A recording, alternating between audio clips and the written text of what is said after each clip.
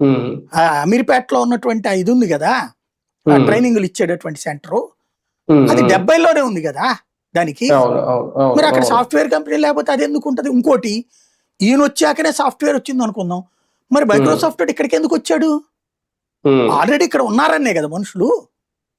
అవును. Y2K problem solution కి subject ఉన్నటువంటి వాళ్ళు ఇక్కడ ఉన్నారనినే కదా వచ్చింది.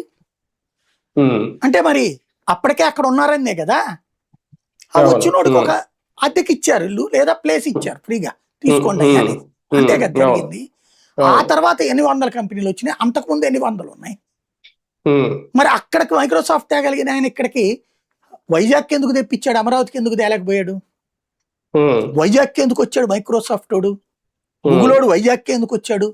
మిట్టలోడు ఉమ్. వైజాగ్ ఎందుకు వచ్చాడు? మరి బాబు గారి అదే కదా. ప్రతిభే కదా. అమరావతి ఉమ్, బాబు గారి బ్రెయిన్ చైల్డ్, వైజాగ్ ఉమ్, కాదుగా. అవును. వైజాగ్ ఆల్రెడీ డెవలప్డ్ ఏరియా కదా, ఉమ్, దానికే అవును ఎందుకు వచ్చాడు? దాన్ని బట్టినే అర్థమవుతుంది కదా. బడా అవును. సంస్థలు ఈ ఇక్కడ ఏంటి, వాళ్ళకి స్థలం ఫ్రీగా వచ్చేసినట్టు బాబు గారి వాళ్ళ, అంతే. ఉమ్, దాన్ని తాకట్టు పెట్టుకుని వాడు సంస్థ నడుపుకుంటాడు. ఉమ్, అదే ఉమ్, కదా బ్యాంక్ ఇచ్చేది లోను. అవును.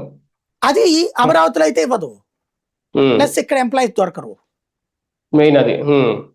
హైదరాబాద్ డెవలప్మెంట్, వైజాగ్